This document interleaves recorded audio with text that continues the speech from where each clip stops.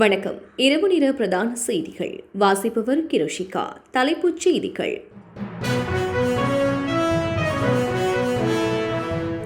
Delta வகை தொற்றினால் அடையாளம் காணப்பட்டவர்கள் சம்பந்தமாக விசாரணைகள் முன்னெடுப்பு.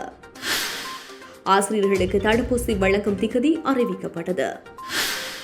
பெட்ரோல் தட்டுப்பாடு ஏற்படும் என்று வெளியான தகவல் சம்பந்தமாக அமைச்சு வெளியிட்டுள்ள கருத்து. ஃபசில் ராஜபக்ஷவுக்காக பதவியை துறந்த ஜயந்த கெடகொட. மன்னார் சாந்திபுரத்தில் அமைக்கப்பட்ட சமுர்த்தி நிவச வீடமைப்பு உரிய பயனாளியிடம் வைபவ ரீதியாக கையளிப்பு. கொரோனா தொற்றிலிருந்து விடுதலை விரைவில் அறிவிப்போம், ஜோ பைடன் தெரிவிப்பு. கோடைக்கால பணிநேர நடைமுறைகளை மீறிய 232 வேலை தளங்களை மூடிய கட்டார் அரசு. பிலிப்பைன்ஸ் விமான விபத்து பலி எண்ணிக்கை 50 அதிகரிப்பு. T20 போட்டிகளில் 79 பந்துகளில் 205 ஓட்டங்களை அடித்து இந்திய வீரர் சாதனை.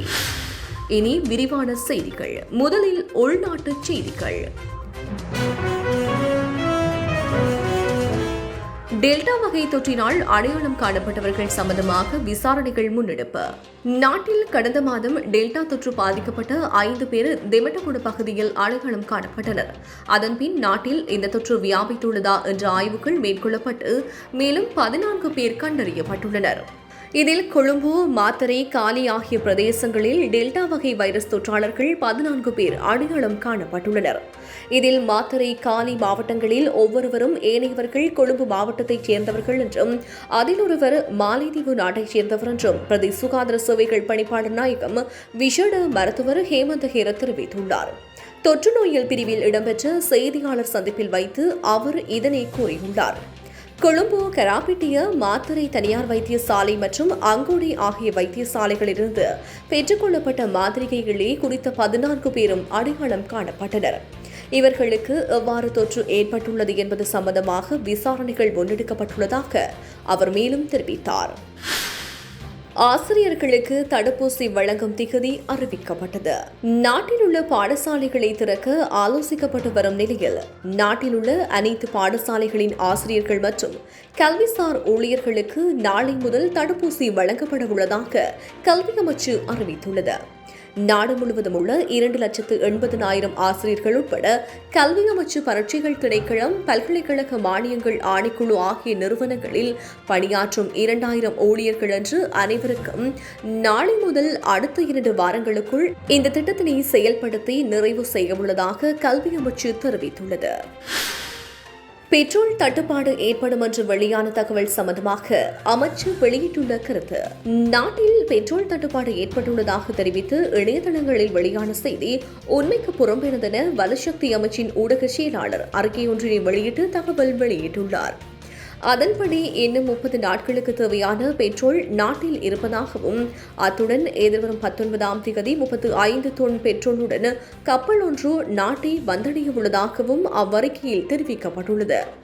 எனவே பெட்ரோல் தட்டுப்பாடு தொடர்பாக பொய்யான தகவல்களை கேட்டு மக்கள் அச்சப்பட வேண்டாம் எனவும் தெரிவிக்கப்பட்டுள்ளது. ஃபசில் ராஜபக்ஷவுக்காக பதவியை துறந்த ஜயந்த கெடகொட.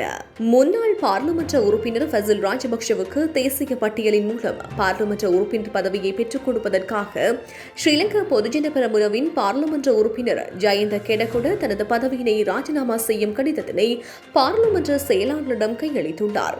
ஜயந்த கெடகொட விலகியதை தொடர்ந்து வெற்றிடமாகியுள்ள பாராளுமன்ற ஆசனத்திற்காக முன்னாள் அமைச்சர் ஃபசில் ராஜபக்ஷவை பெயரிடுமாறு ஸ்ரீலங்கா பொதுஜன பெரமுன தேர்தல் ஆணைக்குழுவிற்கு அறிவித்துள்ளது. குறித்த கோரிக்கைக்கு பின்னர் ஊடகங்களுக்கு கருத்து தெரிவித்த அக்கட்சியின் பொதுச் செயலாளர் சாகர காரியவசம் எதிர்வரும் 8ஆம் தேதி ஃபசில் ராஜபக்ஷ பாராளுமன்ற உறுப்பினராக பதவி ஏற்க உள்ளதாக தெரிவித்தார். அவருக்கு அமைச்சு பதவியொன்றும் வழங்கப்பட உள்ளதாக தகவல்கள் வெளியாகியுள்ளது. ஜனாதிபதியின் சிந்தனையில் உருவாக்கப்பட்ட சௌபாக்கியா வேலைத்திட்டத்தின் கீழ் மன்னார் பிரதேச செயலக பிரிவில் அரசாங்கத்தின் 6 லட்சம் ரூபாய் நிதியொதுக்கீட்டிலும் பயனாளர்களின் பங்களிப்பிலும் அமைக்கப்பட்ட வீடு இன்றைய தினம் செவ்வாய்க்கிழமை காலை 11:30 மணியளவில் வைபவ ரீதியாக உரிய குடும்பத்திடம் கையளிக்கப்பட்டது. மன்னார் சாந்திபுரம் பகுதியில் அமைக்கப்பட்ட குறித்த வீட்டை அதன் உரிமையாளருக்கு கையளிக்கும் நிகழ்வு மன்னார் நகர் பிரதேச செயலாளர் எம் பிரதீப் தலைமையில் இடம்பெற்றது. குறித்த நிகழ்வில் பிரதம விருந்தினராக மன்னார் மாவட்ட அரசாங்க அதிபர் திருமதி ஏ ஸ்டான்லி டிமெல், மேலதிக அரசாங்க அதிபர் சிவபாலன் குணபாலன், மன்னார் மாவட்ட சமுர்த்தி பணியாளர் எம் அலியார், மாவட்ட திட்டமிடல் பணிப்பாளர், உதவி திட்டமிடல் பணிப்பாளர், சமுர்த்தி வங்கி முகாமையாளர், சாந்திபுரம் சமுர்த்தி உத்தியோகஸ்தர், கிராம அலுவலகர், அபிவிருத்தி உத்தியோகஸ்தர் என பலரும் கலந்து கொண்டு உரிய குடும்பத்திற்கு குறித்த வீட்டை கையளித்தனர். குறித்த நிகழ்வில் சமுர்த்தி சிப்துர திட்டத்தின் கீழ் சாந்திபுரம் பகுதியில் வசிக்கும் 5 பாடசாலை மாணவர்களுக்கான 10 மாதங்களுக்கு தேவையான கல்வி ஊக்குவிப்பு தொகையும், சுயதொழில் முனைவோர் 2 கடல் தொழில் உபகரணங்கள் கொள்வனவு செய்வதற்கென தலா 1 லட்சம் ரூபாய் வாழ்வாதார நிதியுதவியும் வழங்கி வைக்கப்பட்டமையும் குறிப்பிடத்தக்கது. மகாலிங்கம் பாலசுந்தரம் ஆகிய எனது மகனின் படுகொலைக்கு நீதி வேண்டும், அவரது தாயார் கோரிக்கை. மட்டக்களப்பில் ராஜாங்க அமைச்சர் எஸ். வியாழேந்திரன் வீட்டின் முன்னாள் அவரது மெய் பாதுகாவலரால் படுகொலை செய்யப்பட்ட மகாலிங்கம் பாலசுந்தரத்தின் ஆகிய எனது மகனின் படுகொலைக்கு நீதி வேண்டும் என அவரின் தாயார் கோரிக்கை விடுத்துள்ளார். கடந்த மாதம் 21ஆம் தேதி ராஜாங்க அமைச்சர் எஸ். வியாழேந்திரனின் மேற்பாதுகாவலர் பொதுமகன் 2 மீது துப்பாக்கி சூடு நடத்தியதில் 34 வயதுடைய மகாலிங்கம் பாலசுந்தரம் என்பவரே உயிரிழந்த சம்பவம் தொடர்பாக மேற்பாதுகாவலர் கைது செய்யப்பட்டு விளக்கமறியலில் வைக்கப்பட்டார். இந்நிலையில் இன்று செவ்வாய்க்கிழமை மட்டக்களப்பு நீதிவான் நீதிமன்றத்தில் நீதவான் ஏசிஎம் ரிஸ்வான் முன்னிலையில் வழக்கு விசாரணைக்கு எடுக்கப்பட்டது. இதன்போது குறித்த மெய்பாதுகாவலருக்கு கொரோனா தொற்று காரணமாக நீதிமன்றத்திற்கு அழைத்து வர முடியாத நிலையில் இந்த வழக்கு விசாரணை இடம்பெற்றது. இதன்போது குறித்த சந்தேக நபரான மெய்பாதுகாவலரை எதிர்வரும் 9ஆம் தேதி வெள்ளிக்கிழமை வரை தொடர்ந்தும் விளக்கமறியலில் வைக்குமாறு நீதிவான் உத்தரவிட்டார். இந்த வழக்கு விசாரணைக்கு நீதிமன்றத்திற்கு ஆஜரான உயிரிழந்தவரின் தாயார் ஊடகங்களுக்கு கருத்து தெரிவிக்கையில் இவ்வாறு தெரிவித்தார். அவர் தொடர்ந்தும் தெரிவிக்கையில், எனது மகனுக்கு என்ன நடந்தது, எதனால் பிரச்சனை வந்தது என்பது தெரியாது. எனது பிள்ளையின் மரணத்திற்கு நீதி கிடைக்க வேண்டும், அது மட்டும்தான் தேவை என்றார்.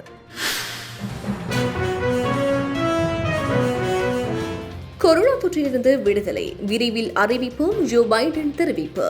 அமெரிக்காவில் கோவிட் தடுப்பூசிகள் வழங்கும் பணிகள் தீவிரமாக நடைபெற்று வரும் நிலையில் அந்நாட்டின் மக்கள் தொகையில் குறைந்தது 70% மக்களுக்கு 1 டோஸ் தடுப்பூசி எனும் ஏற்றப்பட்டுள்ளதாக அந்நாட்டு சுகாதார அதிகாரிகள் தெரிவித்துள்ளனர். அந்நாட்டில் சுதந்திர தினம் நேற்றைய தினம் கொண்டாடப்பட்டது. இதன்போது பேசிய அமெரிக்க அதிபர் ஜோ பைடன், 245 ஆண்டுகளுக்கு முன் இங்கிலாந்திடமிருந்து சுதந்திரம் அடைந்தோம். அதேபோன்று ஆட்கொள்ளி நோயான இந்த கொரோனா தொற்றிலிருந்து விடுதலை அடையும் காலம் வெகு தொலைவில் இல்லை, அதனையும் வெகு விரைவில் அறிவிப்போம் என்று தெரிவித்தார். தற்போது கொரோனா வைரசுக்கு எதிராக எமது கை ஓங்கியுள்ளது, அதிலிருந்து கூடிய சீக்கிரம் வெற்றியும் பெறுவோம் என்று கூறியுள்ளார். கடந்த சில ஆண்டுகளாக நாங்கள் இருண்ட காலத்தில் வாழ்ந்தோம், தற்போது நாம் பிரகாசமான காலத்திற்கு வந்து கொண்டிருக்கின்றோம், அக்காலம் மிக அருகில் இருக்கிறது என்று தெரிவித்துள்ளார். கோடைக்கால பணிநேர நடைமுறைகளை மீறிய 232 வேலைத்தளங்களை மூடிய கட்டார் அரசு. ஒவ்வொரு வருடமும் கோடைக்காலங்களில் மத்திய கிழக்கு நாடுகளில் வெளியிடங்களில் பணிபுரியும் பணியாளர்களை வேலைக்கு அமர்ந்து நேரம் தீர்மானிக்கப்பட்டு அக்காலங்களில் பணியாளர்கள் வேலைக்கு அமர்த்தக்கூடாது என்றும் சட்டம் அமுலில் இருக்கும். அதன்படி இம்முறை கட்டாரில் கடந்த ஜூன் 1ஆம் தேதி முதல் முற்பகல் 10 மணி முதல் பிற்பகல் 3:30 மணி வரை வெளியிடங்களில் பணியாளர்கள் பணிக்கு அமர்த்தக்கூடாது என சட்டம் அமல்படுத்தப்பட்டது. கடந்த ஜூன் மாதத்தில் இந்த விதிகளை பின்பற்றாத 232 நிறுவனங்களின் வேலைத்தளங்களை நிர்வாக மேம்பாடு, தொழிலாளர்கள் மற்றும் சமூக விவகாரங்கள் அமைச்சு மூடியுள்ளது. அமைச்சின் அதிகாரிகள் மேற்கொண்ட கள விஜயங்களின் போதே இவ்வாறான வேலைத்தளங்கள் கண்டறியப்பட்டு இழுத்து மூடப்பட்டதாக தெரிவிக்கப்படுகின்றது. பிலிப்பைன்ஸ் விமான விபத்து பலி எண்ணிக்கை 50ஆக அதிகரிப்பு. நேற்றைய தினம் பிலிப்பைன்ஸின் சுலு மாகாணத்தில் யோலோ தீவு பகுதியில் 96 பேருடன் சென்ற விமானம் தரையிறங்கும் போது விபத்துக்குள்ளானதாக அந்நாட்டு ராணுவ உயர் அதிகாரி தகவல் வெளியிட்டிருந்தார். இந்த விபத்தின் போது 29 வீரர்கள் சம்பவ இடத்திலேயே உயிரிழந்துள்ளதுடன் 50க்கும் அதிகமானோர் மீட்கப்பட்டு வைத்தியசாலைகளில் அனுமதிக்கப்பட்டனர். அத்துடன் விமானம் விழுந்த இடத்திலிருந்து 6 பொதுமக்கள் படுகாயம் அடைந்ததுடன் அதில் 2 பேர் மரணம் அடைந்துள்ளனர். மேலும் வைத்தியசாலையில் அனுமதிக்கப்பட்ட பலர் சிகிச்சை பலனின்றி உயிரிழந்துள்ளமையால் பலி எண்ணிக்கை 50ஆக உயர்ந்துள்ளது. அத்துடன் 40க்கும் அதிகமானோர் சிகிச்சை பெற்று வரும் நிலையில் பலரின் நிலைமை கவலைக்கிடமாக உள்ளமையினால் பலி எண்ணிக்கை மேலும் அதிகரிக்கலாம் என அச்சம் வெளியிடப்பட்டுள்ளது. மேலும் விமானம் தாக்கப்பட்டமைக்கான எந்த ஆதாரமும் இல்லை என அந்நாட்டு ராணுவ உயர் அதிகாரிகள் தெரிவித்துள்ள நிலையில் விபத்துக்குள்ளான காரணத்தை கண்டறியும் விசாரணைகள் முடக்கிவிடப்பட்டுள்ளதாக அந்நாட்டு செய்திகள் தெரிவிக்கின்றன.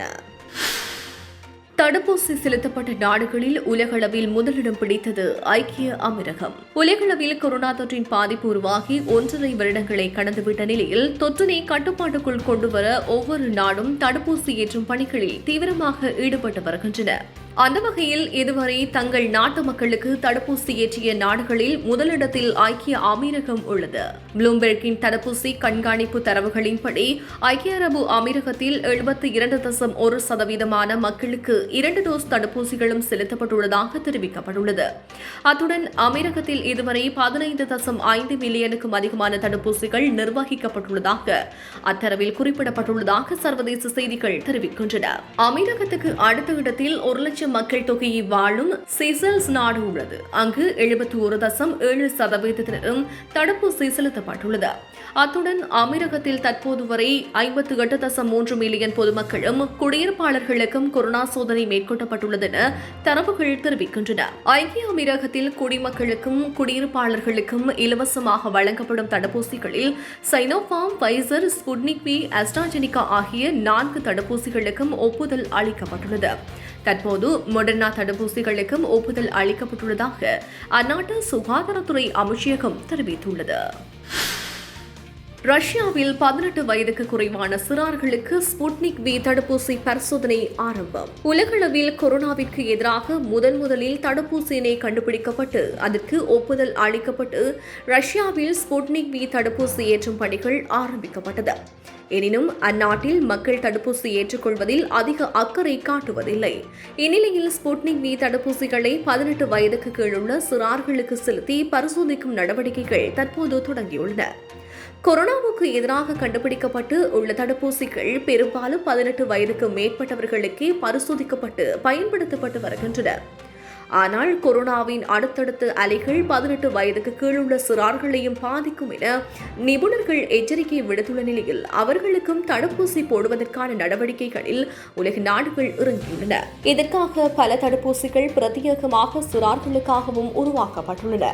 அந்த வகையில் ஃபைசர் தடுப்பூசி ஏற்கனவே சிறார்களிடத்தில் பரிசோதிக்கப்பட்டுள்ளன. ரஷ்யாவில் 18 வயதுக்கு கீழுள்ள சிறார்களுக்கு பரிசோதனை மேற்கொள்ளப்படுகின்ற நிலையில் 12 முதல் 17 வயது வரையிலான வயது கொண்ட 100 தன்னார்வலர்கள் தேர்வு செய்யப்பட்டுள்ளனர். அவர்களுக்கு தடுப்பூசி போடுவதற்கு முன் நேற்று கொரோனா பரிசோதனை உள்ளிட்ட மருத்துவ பரிசோதனைகள் ஆரம்பிக்கப்பட்டுள்ளன. இந்த பரிசோதனைகள் முடிந்தவுடன் அவர்களுக்கு தடுப்பூசி போடும் பணிகள் நடைபெறும். அதன்பின் அவர்கள் தீவிர கண்காணிப்பில் வைக்கப்பட்டு முடிவுகளை விஞ்ஞானிகள் குழுவினர் ஆய்வு செய்வார்கள் என்று அந்நாட்டு நிபுணர்கள் தெரிவித்துள்ளனர். T20 போட்டிகளில் 79 பந்துகளில் 205 ஓட்டங்களை அடித்து இந்திய வீரர் சாதனை. T20 போட்டிகளில் அதிகபட்ச ஓட்ட எண்ணிக்கையாக முதலிடத்தில் கிறிஸ் கெய்ஸ் 175 ஓட்டங்களையும், ஆரோன் பிஞ்ச் 172 ஓட்டங்களையும், மசகட்சா 162 ஓட்டங்களையும் பெற்றமை சாதனையாக இருந்தது. இவர்களின் சாதனையை முறியடித்துள்ளார் இந்தியாவின் டெல்லி அணியைச் சேர்ந்த சபோத் பாட்டி. 79 பந்துகளில் 205 ஓட்டங்களை பெற்று சாதனை படைத்துள்ளார். டெல்லி 11 அணிக்காக விளையாடி வரும் சபோத் பாட்டி ரஞ்சி கோப்பை மற்றும் அண்ணா ஹசாரே கிண்ண போட்டிகளில் டெல்லி அணிக்காக கடந்த 2015ஆம் ஆண்டு முதல் விளையாடி வருகின்றார். டெல்லி 11 அணிக்கும் ஜிம்பா அணிக்கும் இடையே நடைபெற்ற கழகமட்ட போட்டிகளில் இவர் இந்த சாதனையை மேற்கொண்டுள்ளார். இந்த 205 ஓட்டங்களுக்கு 17 சிக்ஸர், 17 4 ஓட்டங்கள் பெறப்பட்டுள்ளது. இவர் அடிப்படையில் வலதுகை வேகப்பந்து வீச்சாளர், எனினும் துடுப்பாட்டத்திலும் அசத்தி வருகின்றார். தற்போது சபோத் பாட்டி பெற்ற 205 ஓட்டங்களே சர்வதேச போட்டிகள் முதல் முதற்கர போட்டிகள் வரை T20 போட்டிகளில் பெற்ற தனிநபர் பெற்ற அதிகபட்ச ஓட்டு எண்ணிக்கையின் சாதனையாக உள்ளது.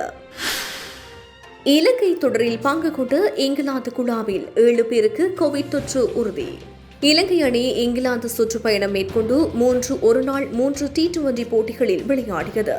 இதன்போது இரு அணிகளுக்கும் பயோ வலயம் என்ற பூரண பாதுகாப்பு ஏற்பாடு செய்யப்பட்டிருந்தது. இந்நிலையில் நேற்றைய தினம் மேற்கொள்ளப்பட்ட கோவிட் பரிசோதனைகளில் இங்கிலாந்து அணியின் 3 வீரர்களுக்கும் நிர்வாக குழுவில் உள்ள 4 பேருக்கும் தொற்று உறுதிப்படுத்தப்பட்டு இங்கிலாந்து அணியின் அனைத்து வீரர்களும் தனிமைப்படுத்தப்பட்டுள்ளனர். தொற்றுக்குள்ளானவர்களின் பெயர் விவரங்களை இங்கிலாந்து கிரிக்கெட் கட்டுப்பாட்டு சபை வெளியிடவில்லை.